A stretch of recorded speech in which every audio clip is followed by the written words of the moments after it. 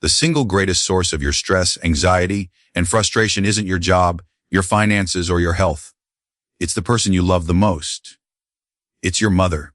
It's your partner. It's your best friend. It's that colleague you respect. You spend an incredible amount of your life's precious energy trying to manage their expectations, decode their moods, and anticipate their opinions. You are playing a game you can never win against an opponent who doesn't even know you're playing. And it is draining the life right out of you. Today, we're going to talk about the two simple words that will give you your power, your peace, and your life back. We live in a state of constant, low-grade warfare. Not with our enemies, but with the people we care about. We fight invisible battles every single day. We want our partner to be neater. We want our friends to include us in the brunch they just posted online. We want our boss to finally recognize our hard work. We want our parents to approve of our life choices. We want the person we're dating to just commit already.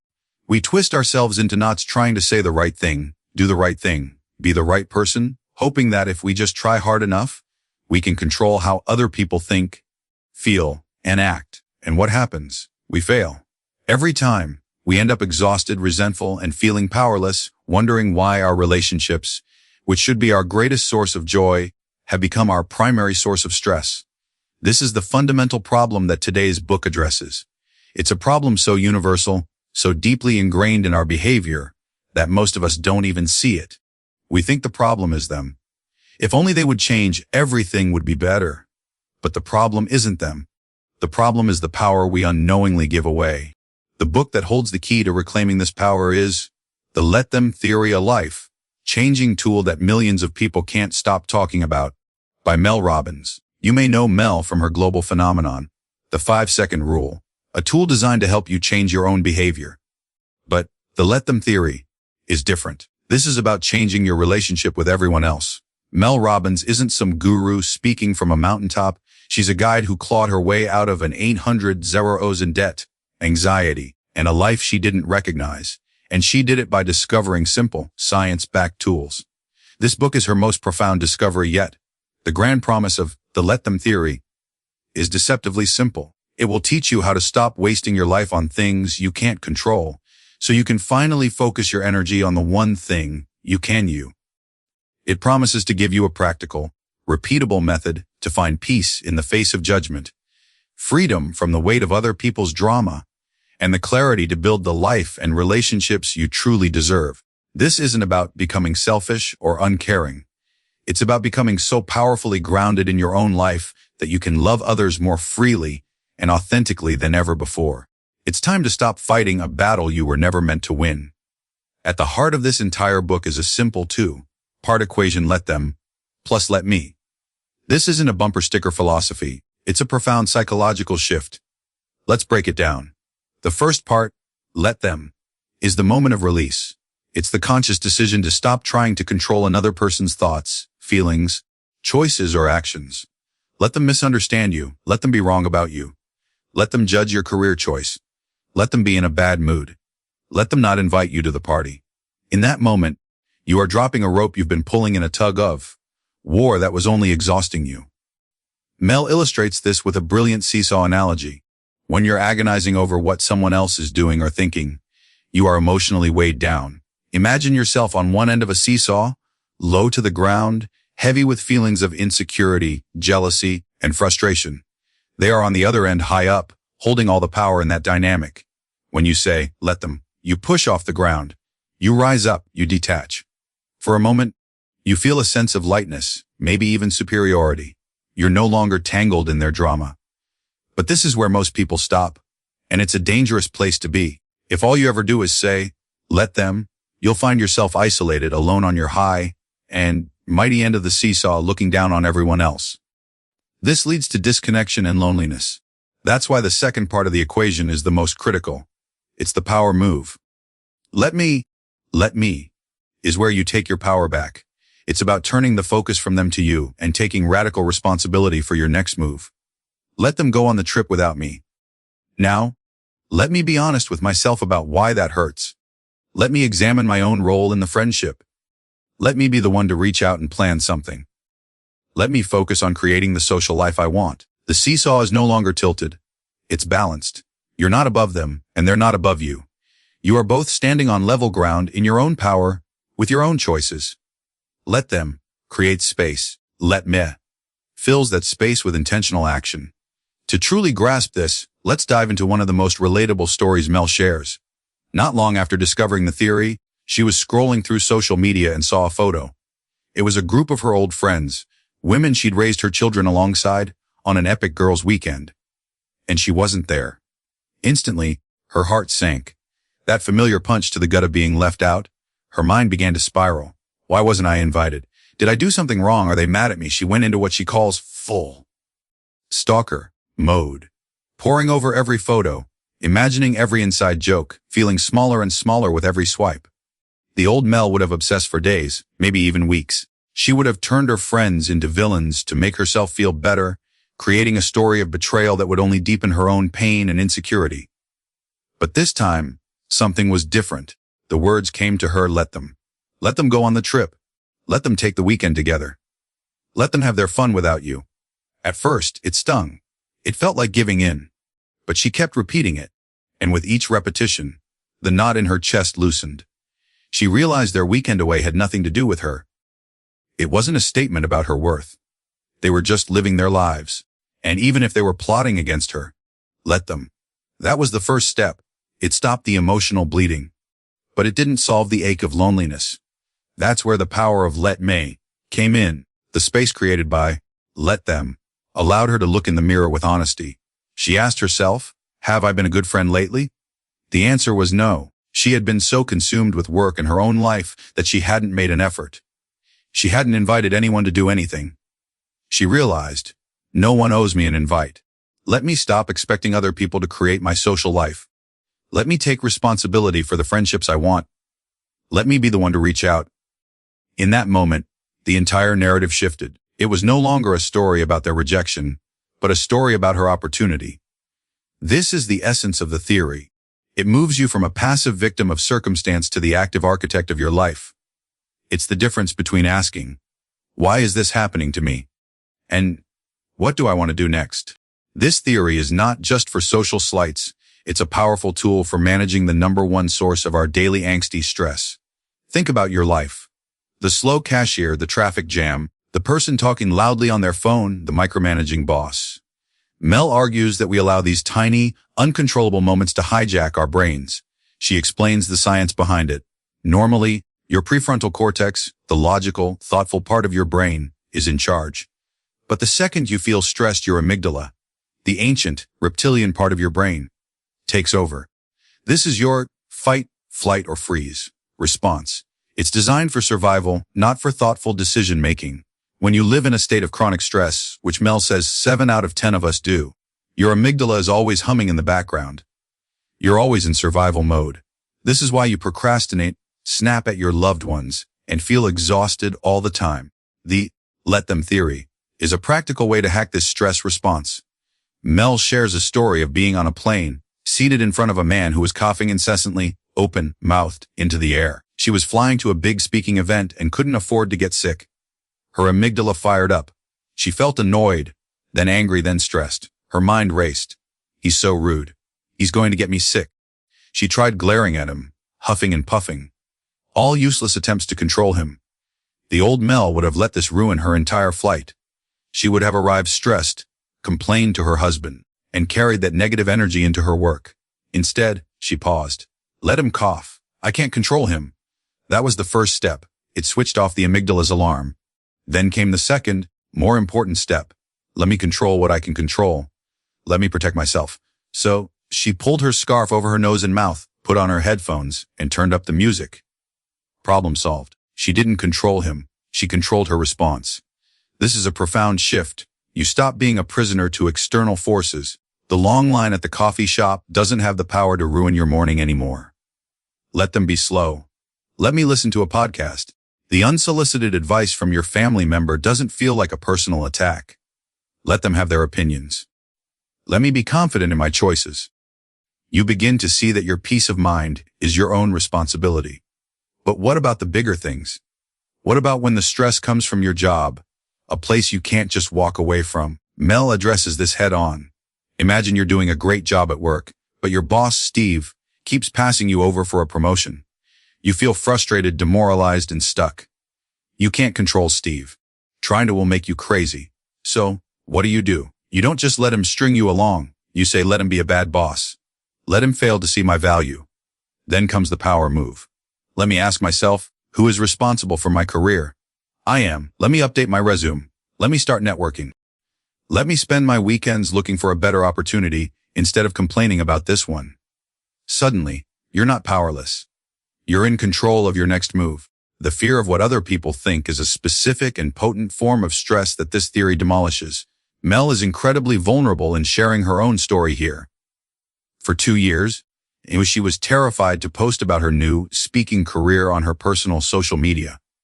She had a proven formula for success, but she was paralyzed by the fear of what her friends and family would think. Who does she think she is? What a phony. This fear kept her stuck, in debt, and miserable. She was giving the imagined opinions of others more weight than her own dreams. The let them theory offers a radical solution: give people the freedom to think bad thoughts about you. In fact, assume they will. Your kids, your partner, the people who love you most, have dozens of critical thoughts about you every single day.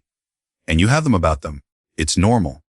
When you accept this reality, you stop trying to control the uncontrollable, their thoughts, and you free yourself to act. Let them judge. Let them disapprove. Let them talk about me behind my back. Now, let me write the book. Let me ask for the date. Let me wear what makes me feel good. Let me live a life that makes me proud. When you are proud of yourself, you hold all the power. The second half of the book takes this powerful theory and applies it to the most complex and vital area of our lives, our relationships. This is where let them moves from a tool for personal peace to a framework for profound connection. Mel starts with adult friendship, identifying a phenomenon she calls the great scattering. In our youth, friendship is a group sport. We're all in the same place at the same pace. But in our 20s, we scatter to different cities, jobs, and life stages. Friendship becomes an individual sport, but no one gives us the new rule book. We feel lonely, left out, and insecure, clinging to old models of friendship that no longer apply. Mel introduces the 3 pillars of friendship: proximity, timing, and energy. Proximity is about physical closeness. Timing is about being in the same chapter of life. Energy is that ineffable click you have with someone. When a friendship fades, it's almost always because one or more of these pillars has shifted. It's rarely personal. Let them move away. Let them have a baby and get busy. Let the energy shift. This isn't an ending, it's an evolution. The responsibility is now on you. Let me be the one to reach out.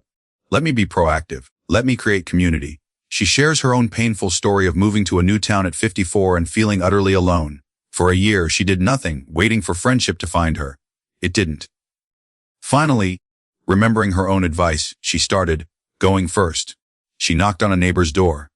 She learned the name of the barista at the coffee shop. She complimented strangers. She created a walking group. One awkward conversation at a time, she built a new community from scratch. The lesson is clear in adulthood. Friendship is not something you find, it's something you create. Let go of the expectation that you should always be invited, and let yourself become the one who invites. From friendship, Mel moves to the even more charged topic of trying to change the people we love. This is a desire that comes from a good place. We want the best for them, but our approach is almost always wrong. We pressure, we nag, we plead, and it backfires. Why? Mel dives into the neuroscience.